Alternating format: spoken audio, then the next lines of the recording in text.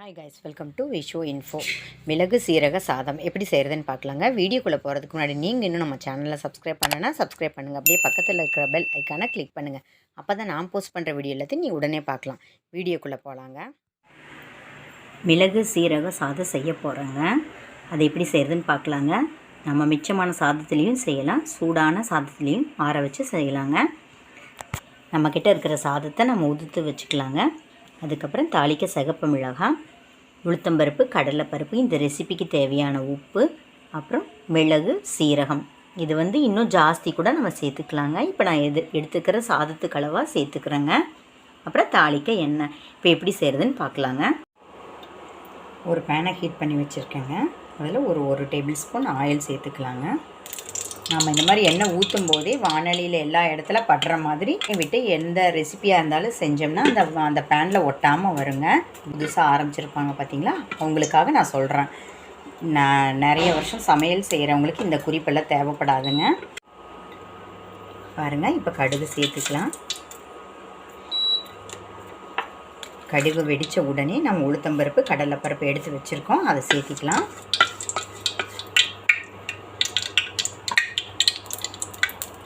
கடுகு வெடிக்குது, பருப்பை சேர்த்தியாச்சுங்க. நல்லா மிக்ஸ் பண்ணிக்கலாம். ஓரளவுக்கு கலர் சேஞ்ச் ஆகட்டும். கோல்டன் கலரில் வர்ற வரைக்கும் வெயிட் பண்ணலாங்க.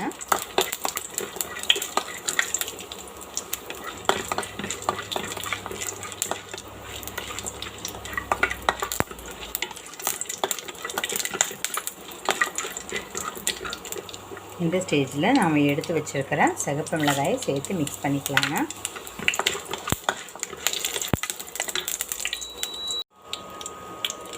சிகப்பு மிளகாய் போட்டாச்சு. இப்போ நம்ம எடுத்து வச்சுருக்கிற சாதத்தை சேர்த்துக்கலாங்க.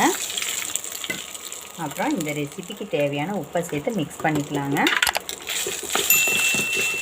நல்லா கிளறிக்கலாங்க. பாருங்கள், இந்த ஸ்டேஜில் நம்ம மிளகு சீரகத்தை நான் மிக்சியில் போடாமல் கையிலேயே இடித்து வச்சுருக்கேன். நீங்கள் மிக்சியில் கூட போட்டுக்கலாங்க, தப்பில்லை. இப்போ நான் இதை மிக்ஸ் பண்ணிக்கிறேங்க. நம்ம வீட்டில் மிளகு சீரகம் ஆல்ரெடி நம்ம இடித்து வச்சுருந்தா கூட இந்த சாதம் செய்யும்போது நல்லா ஃப்ரெஷ்ஷாக செஞ்சு இடித்து போட்டோம்னா நம்மளோட ரெசிபி டேஸ்ட்டாக இருக்கிறது மட்டும் இல்லாமல் அதோட முழு பலன் நமக்கு கிடைக்குங்க. நான் ட்ரை பண்ணி பாருங்கள். சூப்பரான ரெசிபி, உடம்புக்கு ரொம்ப சத்தானதுங்க. நமக்கு கோல்டு சளியெல்லாம் இருக்கும்போது நம்ம சூப்பு இதெல்லாம் ட்ரை பண்ணுவோம். இது ரொம்ப சீரகம் மிளகு இருக்கிறதுனால நம்ம உடம்புல சளி இருந்தால் நல்லா சீக்கிரம், ஒவ்வொருத்தருக்கு ஒவ்வொரு இடத்துல சளி இருக்கும். எந்தவித சளியாக இருந்தாலும் நுரையீரலில் சளி இருக்கும், மூக்கில் சளி இருக்கும். எந்த ப்ராப்ளமாக இருந்தாலும் சளி நல்லா வெளியே வர்றதுக்கு இந்த சாதம் ஹெல்ப் பண்ணுங்க. அதாவது மிளகு சீரகம் சேர்த்து நீங்கள் சூப்பாக குடித்தாலும் ஓகே, இந்த மாதிரி சாதமாக செஞ்சு சாப்பிட்டாலும் ஓகேங்க. ஓகே, இது ரெடி ஆகிடுச்சு. இப்போ நான் தாளிக்கும் போது எண்ணெய் சேர்த்தேன். இந்த இடத்துல நீங்கள் நெய் கூட சேர்த்துக்கலாங்க, இன்னும் சூப்பராகவே இருக்கும். இப்போ ரெடியான இந்த சீரகம் சாதத்தை ஒரு பிளேட்டுக்கு மாற்றிக்கலாங்க. பாருங்கள், மிளகு சீரக சாதம் சூப்பராக ரெடி ஆகிடுச்சுங்க. நிறைய கோவில்களில் கூட ட்ரெடிஷ்னலாக இந்த ரெசிபியை தருவாங்க. ஏன்னு கேட்டிங்கன்னா, இந்த சாதம் உடம்புக்கு நல்லது. அந்தந்த சீதோசன நிலைக்கு தகுந்த மாதிரி ஒவ்வொரு கோவிலில் ஒவ்வொரு பிரசாதம் வச்சுருக்காங்க.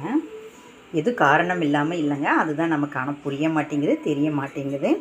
அதை தெரிவிக்கிறதுக்காக தான் இந்த வீடியோன்னு கூட நீங்கள் நினச்சிக்கலாம். சளியை வெளியேற்ற உதவுது. சீரகம் எந்தளவுக்கு சேர்த்துக்கிறோமோ நம்மளோட அகம் சீராக இருக்குங்க. அதனால நீங்கள் தவறாமல் இந்த சாதத்தை ட்ரை பண்ணுங்கள். நம்ம உடம்பை ஆரோக்கியமாக வச்சுக்க இந்த சாதம் உதவுங்க. என்னங்க, இந்த ரெசிபி உங்களுக்கு பிடிச்சிருந்தா லைக் பண்ணுங்கள், ஷேர் பண்ணுங்கள், கமெண்ட் பண்ணுங்கள். ஞாபகமாக சப்ஸ்கிரைப் பண்ணுங்கள். ஓகே, பாய்.